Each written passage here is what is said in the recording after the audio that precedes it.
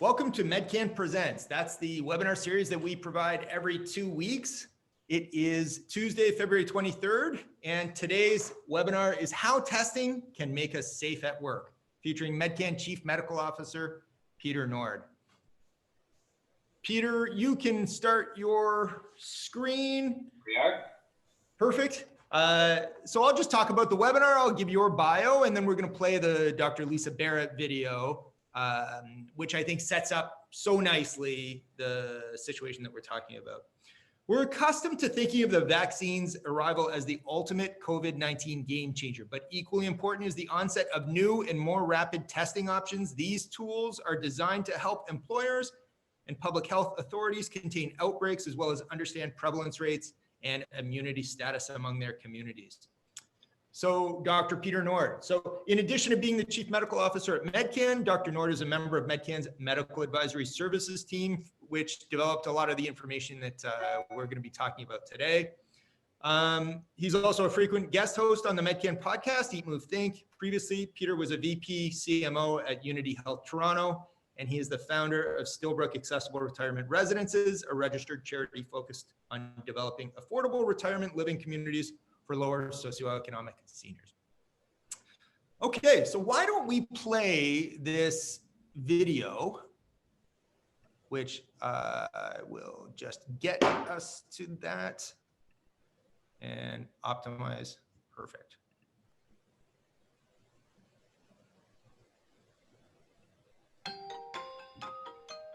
We use the term neg for the night. So if everyone in a certain environment, in a restaurant or whatever, got tested, this is the safest place you can be for the next 12 hours.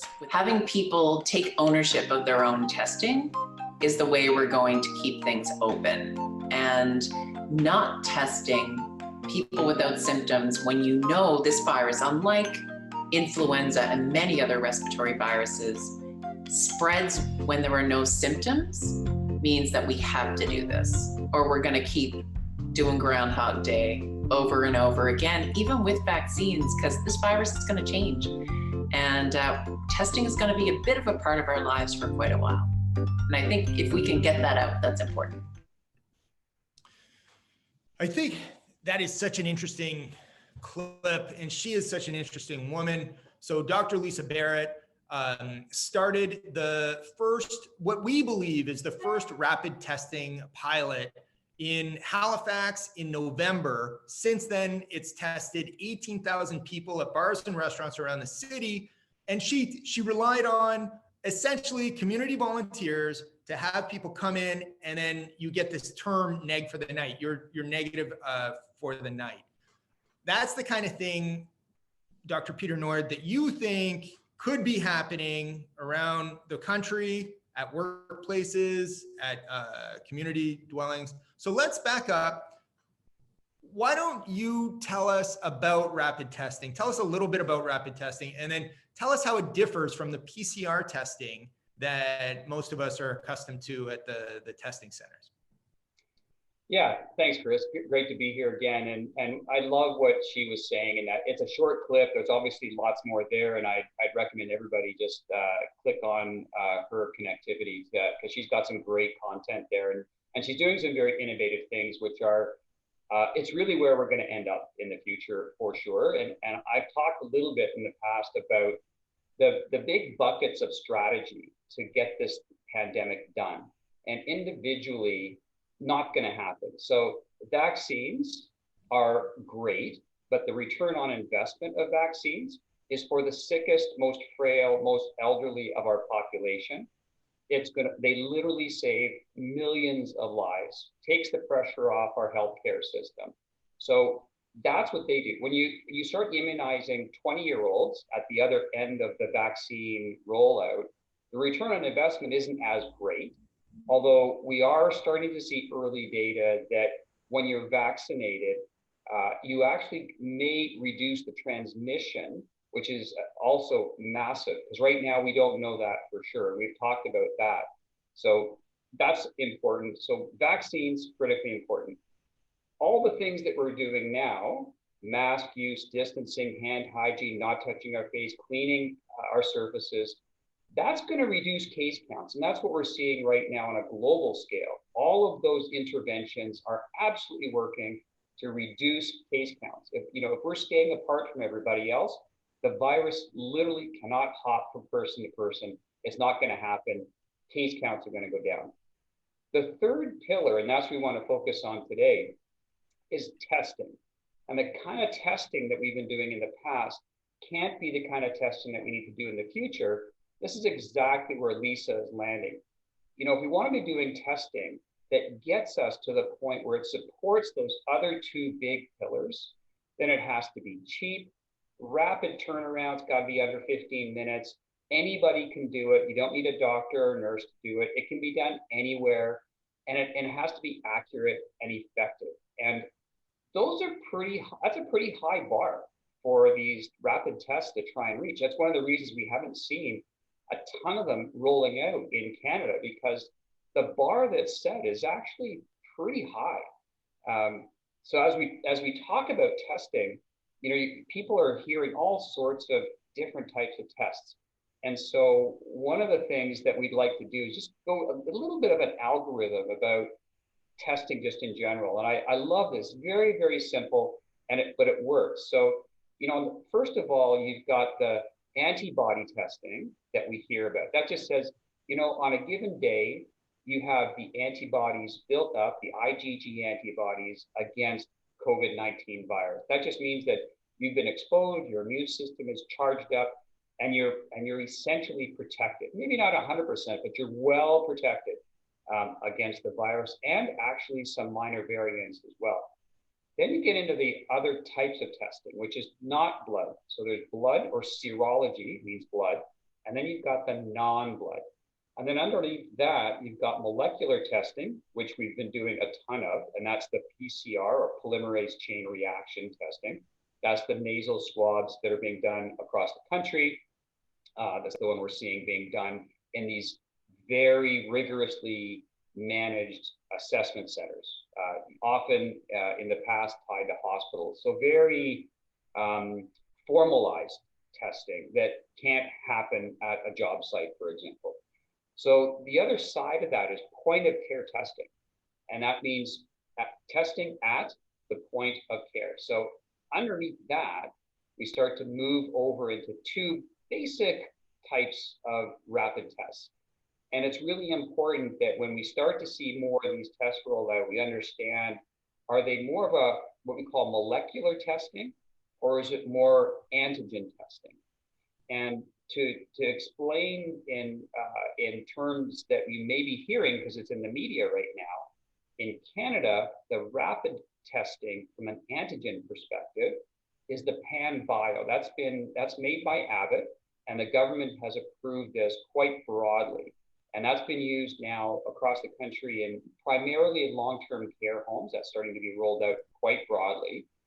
And then the molecular testing, just to continue on the Abbott front, they have an approved technology called ID Now. And the ID Now is a little bit of a different type of technology, much more expensive, needs to be done, and it's only really approved in medical centers, patient care areas, and laboratories. So not really appropriate for broad use, can't be self-administered, a little more expensive, like a lot more expensive, whereas the antigen testing, like the PanBio, it checks all the boxes that I mentioned before. So that's kind of the as I think about testing, Chris, it's these big three pillars. Testing is critical in position between and supporting of all the things we're doing from a prevention perspective, vaccines, and this rapid antigen testing. That's the answer. Like, with those three in place, pandemic is done. So the one that's closest and most likely in the short term to be rolled out, from what I understand, is the Abbott PanBio, you've said, correct? So can you walk us through that a little bit? It's up on the screen. You can see it over here, what that looks like. Can you break it down in very concrete language? Like, how much does this cost? what is it actually like? Walk us through the procedure of what this would entail and what this test is. Yeah. So this is, think pregnancy test. The technology is similar to pregnancy tests that we're all familiar with. So that's important. It's a nasal swab. So we're getting the same sort of nasal pharyngeal swabs that we've been doing in the past. It can actually do an anterior nasal swab, so that it's a little easier on everybody. And then it's applied to this, basically think like the little image that was up there, and wait 15 minutes, and positive or negative. Good test quality is 1 bar, positive or negative. Now, it's also important that, and so from a PanBio perspective, when they've got their approvals in terms of the efficacy of the test, these tests, you don't need them to diagnose COVID. You need to know that somebody is COVID-free. And so that comes to sensitivity and specificity. These are 2 really important terms that you may hear from epidemiologists, more so around infectious disease these days. But sensitivity is the ability of a test to predict that the disease is actually there. Specificity is the degree to which a test can prove that disease is not there. So with PanBio, you want that to be really good at saying, they're good, they're clear, there's no COVID going on here at all. If they are positive, the positivity, true positives from these tests are not 100%. So what the recommendations are, if it's a positive test, if the PanBio comes back positive, it's like, yeah, there's a pretty good chance, but you really need to go to the PCR test, which is still the gold standard. And even that isn't 100%, but it gives you a much better indication of, are they actually positive at this time? Is there, do we have viral particles or the DNA there of the RNA of the actual virus in the person's system? So that's an important takeaway as well. And as we got up here, so there's the screen. Basically, drop it in. Drop goes on 15, 20 minutes. Costs, in volume less than $10. Waiting time is 15 minutes, so it's not like an hour where people have to walk away before they can go on, let's say, a job site or in a bar, in terms of Lisa's perspectives. So that's the PanBio, and it's in terms of that specificity and sensitivity. The specificity, so saying that the virus is not there, is almost 100%. 99.8% is pretty, in my books, that's 100%. The sensitivity, although we have it here at 91%, it actually, depending on the studies they've done, it could be as low as 66% or as high as 95%. And it just depends on things like viral loads and time since infection, that kind of thing.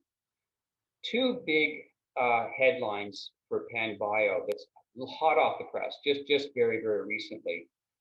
Number 1, it's been approved, and this is critical, and this goes back to the clip as well, asymptomatic. So initially, the rapid antigen tests were only approved for people that had symptoms. They were symptomatic. And at that point, the value proposition really wasn't there, because if you're symptomatic, you can go to an assessment center, get a PCR test, wait 24 hours and find out if you're actually positive or for the COVID-19 or the symptoms because of something else. And with this one, it's now been approved for asymptomatic. And as we heard, up to 50% of transmission can happen with people that are asymptomatic. That's why we have a pandemic. And I kind of use the example, imagine if as soon as I got infected, I had a rash came up. Well, I would self-isolate and there wouldn't be a pandemic. It would be like the flu or other things where it basically is only transmitted when you have symptoms. COVID-19 is unfortunately the one huge negative of COVID-19 from a spread perspective is it spreads asymptomatically. So that's huge, and that's why it spread around the world. The really good news, coming back to PanBio, is that it's now been approved for testing, so it's sensitive enough to pick up virus before the person even has symptoms. That's huge because that's what we want to get at. We need to test asymptomatic people. The other thing hot off the press for PanBio, self-administration or self-swabbing. So it's up to now and currently, most of the PanBio testing is done by either a nurse or a technician. But now they're saying you could actually have somebody like a health professional overseeing where people are actually swabbing themselves.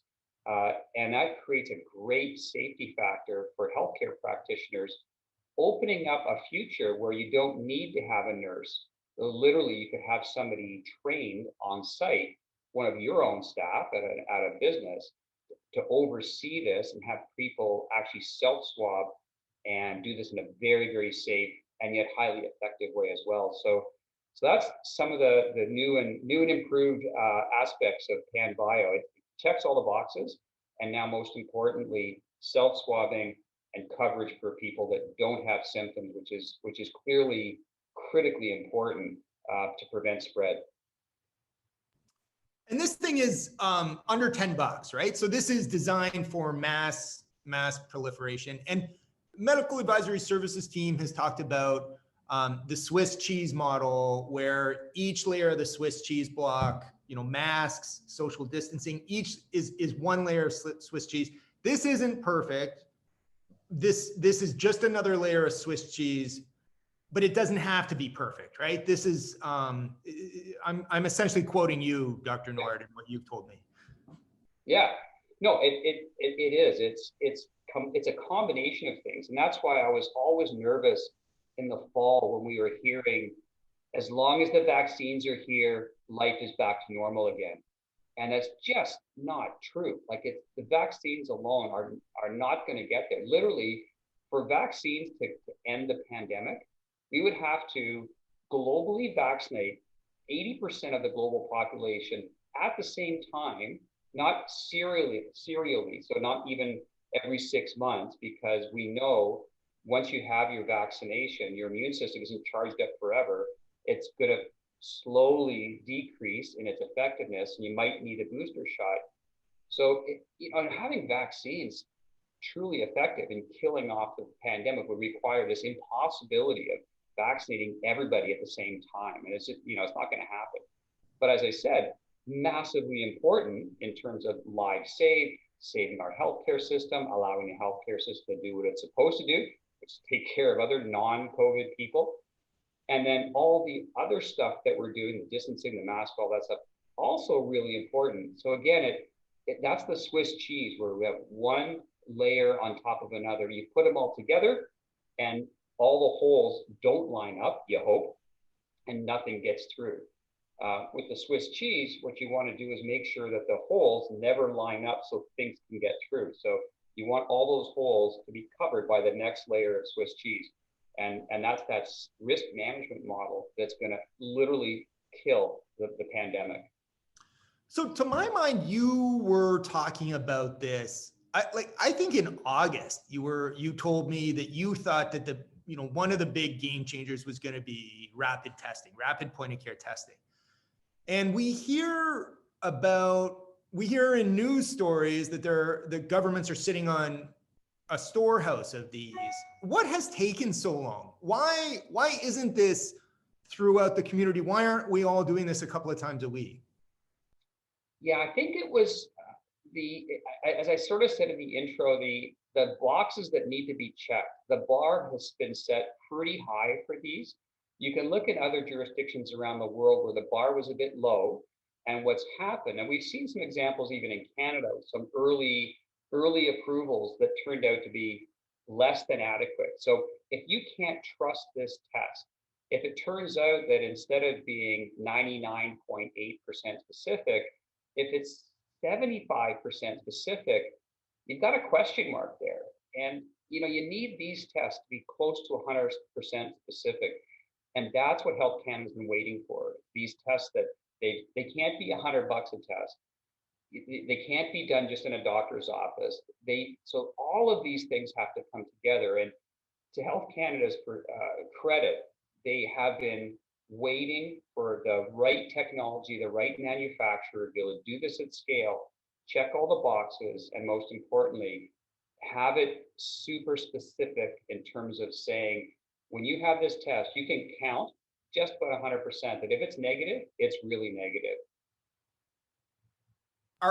Are we there? Are we ready? So is the specificity there for this to be rolled out?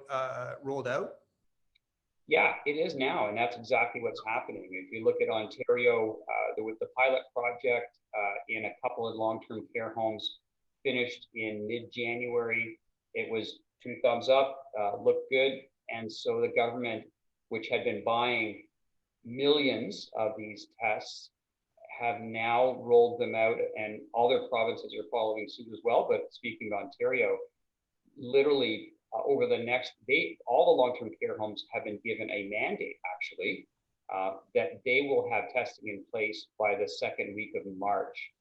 And that's been a mandate from the Ministry of Health. And they're being provided all the tools, all the tests. Each home has been instructed on how to set up the testing. And so that's now rolling out. People are figuring this out. And if you look at, for example, the NHS, the National Health Service in the UK, one of the key success factors to their testing and vaccination strategy is they allowed local groups to come together and just figure this out. They said, look, we're going to give you funding. We're going to provide the tests for you. Here's the people that we want to have, first of all, vaccinated from high risk to low risk. And from a testing perspective, if you're an employer, well, here's the cost.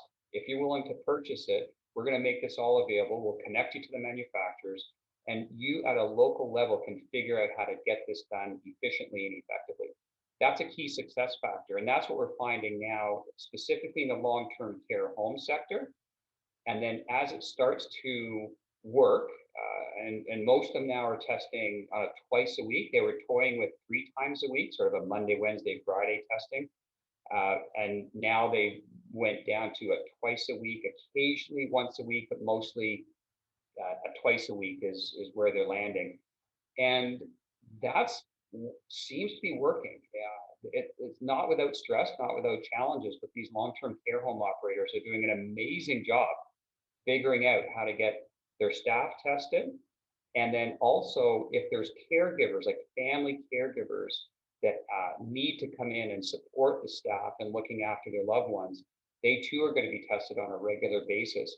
That essentially means that with a 15-minute wait in a holding area, and again, distanced and masked and all appropriate, you can be sure that if there's anybody that tests not negative, that they're going to the parking lot, they're going home, they're not bringing that potential virus into that home. And so again, you've vaccinated the residents of the long-term care home, you've vaccinated the staff, big box check. They're still wearing PPE, they're wearing masks and visors and gowns and gloves. And now you're even testing on top of that, so that you can be pretty darn sure there's nobody who's picked up a virus in the community that's going to bring it in the home. That's like the ultimate bubble wrapped around the long-term care home. And that again is the highest risk population. These are people that will die unless we do everything we can to support them. So that's the model. Now, taking it from the long-term care home and bringing that same model to, let's say, an employer is like apples to apples. We can do exactly the same thing at an employer's site as we can at a long-term care home. Well, that takes us to the next part of this, which, as you and I were talking about this webinar, we envisioned this as something that would serve the business owner who has the medium-sized business owner who has a couple of hundred people at maybe a manufacturing facility, or some situation like that, where there's a gathering of people that has to happen for the business to work. And how can you use testing as a mechanism to decrease the risk of outbreak? And do you want to provide some pointers for that? Because we do have some best practices in place from from the Medical Advisory Services team. Yeah, we've worked that out. We have a playbook for this. and it's not rocket science. We want to be there to support all of our clients, our corporate clients, to make sure that they're doing everything they can to stay productive, stay engaged, literally, protect the bottom line, protect the health and wellness of their employee base, ultimately protect their families and protect the community as well as good community citizens. So all of that is highly predicated on having this testing done in a very rigorous way, in a very standardized way, starting with areas that might be more easily controlled, like a single manufacturing center. More difficult when you get out into a diffuse 1,000 retail outlets across Canada. That's a bit of a different type of a challenge.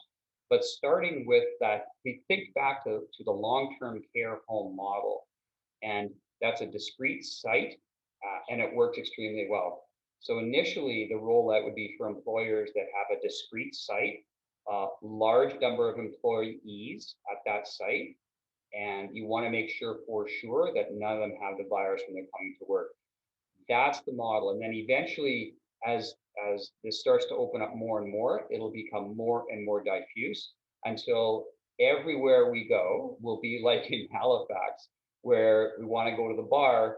You just have to wait outside for 15 minutes, make sure your test is good. And then when you go on into the bar, that everybody else is tested negative. I mean, think about the travel industry, the benefit of the travel industry that's been so hard hit, hospitality, food service. All of these industries have been decimated, and they are anxious and obviously willing to spend the money on a test that says, before you get on that plane, even if you have a negative PCR test, we are still going to do a rapid antigen test just to make sure, so that getting on the plane, everybody else that got on that plane are negative. They're fine, and the risk for transmission, even if they potentially picked it up and it's just starting to brew in their system, maybe not even enough to trip the test positive, it's at that point probably such a low viral load that the risk of transmission is extremely low. And again, people aren't not wearing masks. They're wearing masks, hand hygiene, cleaning all the surfaces. In an aircraft, the air handling is amazing. It's like being in an operating theater. So all of those things, again, it's layering on risk prevention on top of each other that's going to be able to get us to the end result. And for example, travel industry, it means everybody will be getting on planes. It just means that there's a little extra cost involved, a little more time involved, one more hurdle to check through. But boy, what a solution this is in combination with everything else.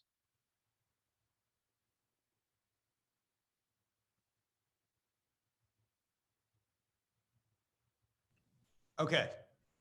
Sorry about that. I am, my space bar is interacting poorly with my mute. Okay, let me try this again. Okay. So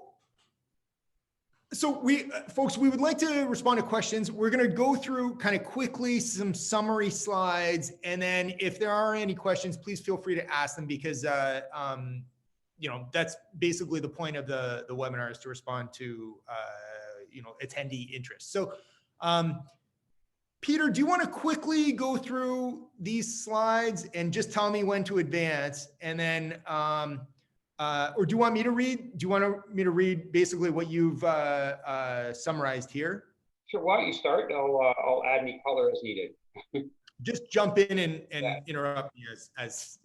So why rapid testing is necessary? So asymptomatic individuals have the ability to spread COVID-19, and proactive testing can identify these individuals when they're asymptomatic, but when they're infectious. So that's the Venn diagram: asymptomatic and infectious. This is a form of screening that isolates them before they transmit the virus to others and risk the safety, for example, of the workplace. The need for proactive testing is heightened in workplaces where physical distancing is difficult. That's pretty clear. Need for proactive testing is also heightened for workplaces geographically situated in communities with a high number of positive cases. Yeah, for sure. When you have the high prevalence in a community, that's another trigger. In some jurisdictions, are triggering the mandatory testing only when there's a certain case count per 100,000 population. So for sure. Medcan's medical advisory services team recommends using rapid antigen tests as the preferred point of care tests. That's the $6 Abbott PanBio, for example. The rapid antigen tests approved by Health Canada tend to be less costly than the rapid molecular tests. They take as little as 15 minutes and they tend to have a higher sensitivity rate. These tests can be ideal for screening employees before they enter the workplace on a regular basis, i.e. twice a week, without impacting the efficiency of operations. That twice a week, Dr. Nord, is that your recommendation on frequency?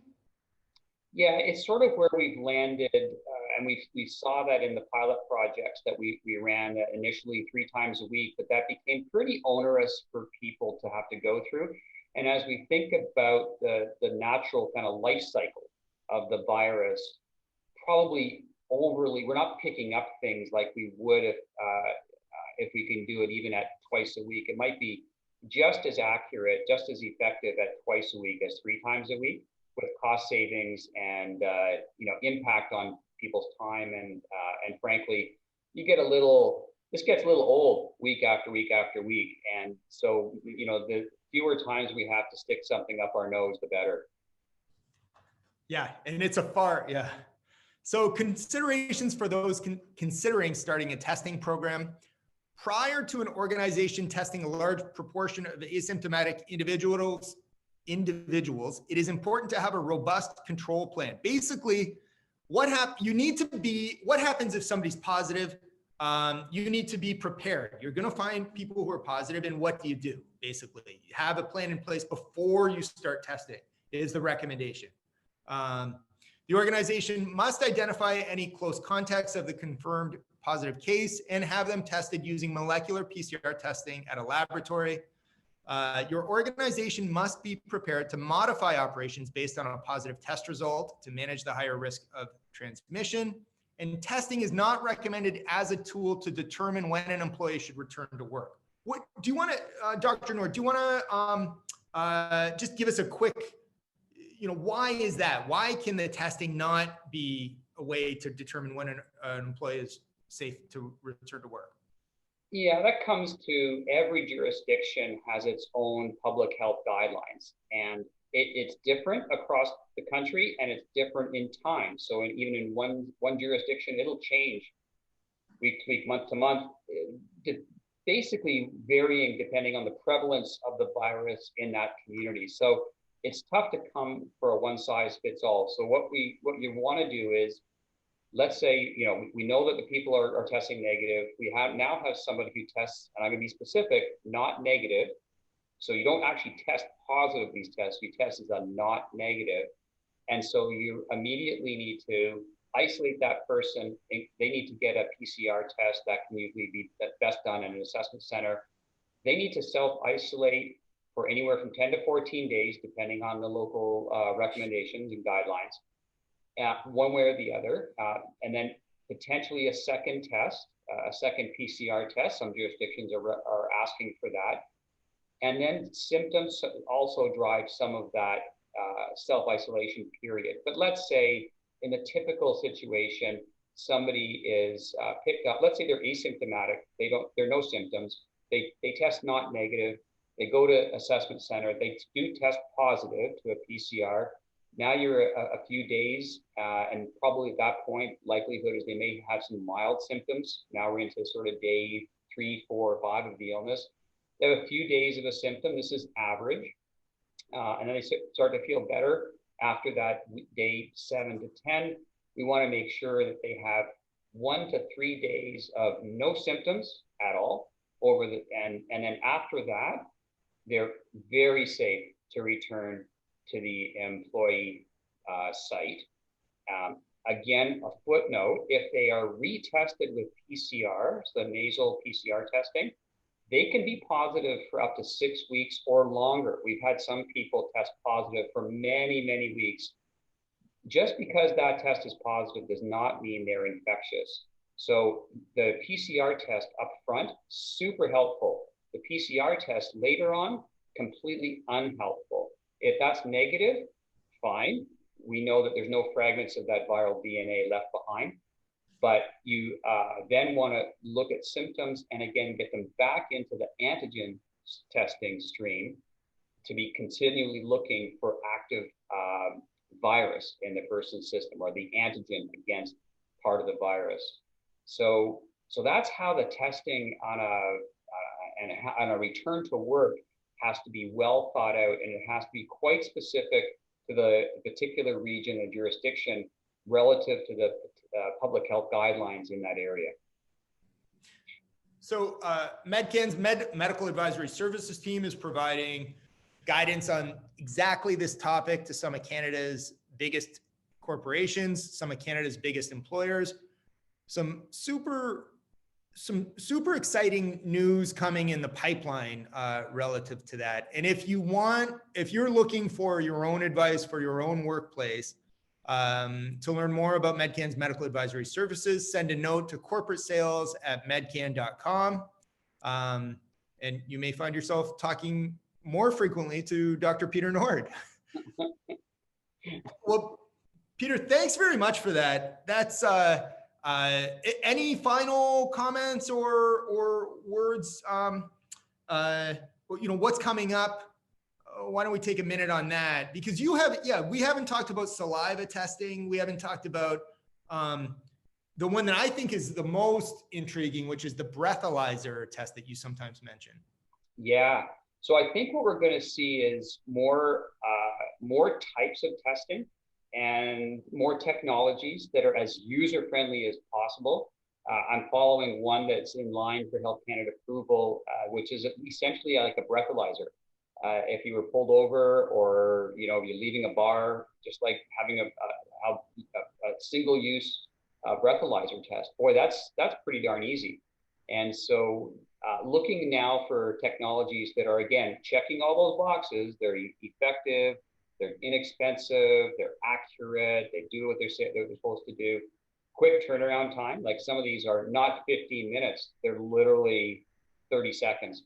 So the future is looking great. And you can imagine we're not going to be this isn't a 3-month thing. This is a multi-year horizon that we're looking at going forward. So it's going to be really exciting to see various manufacturers come forward with all sorts of really user-friendly technologies to keep us all safe.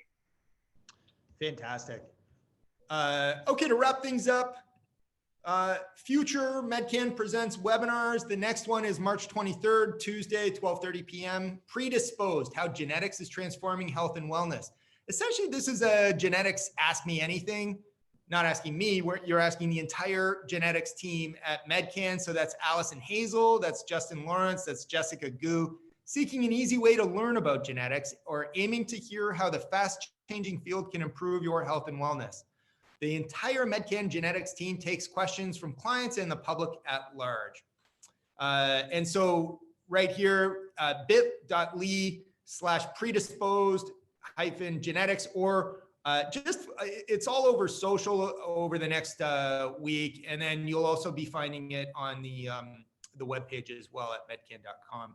Next. Oh, who's that handsome guy? We have Medcan presents other resources. So the podcast, Eat, Move, Think podcast episode 53 was the COVID-19 rapid antigen test explainer. And that features Dr. Peter Nord speaking with pioneers of the rapid testing space. So Joshua Gans, the chief economist at Creative Destruction Lab, and Lisa Barrett is in there as well. Thanks very much to webinar attendees. Thanks very much to Dr. Peter Nord. Peter, okay. Until next time. Have a great day.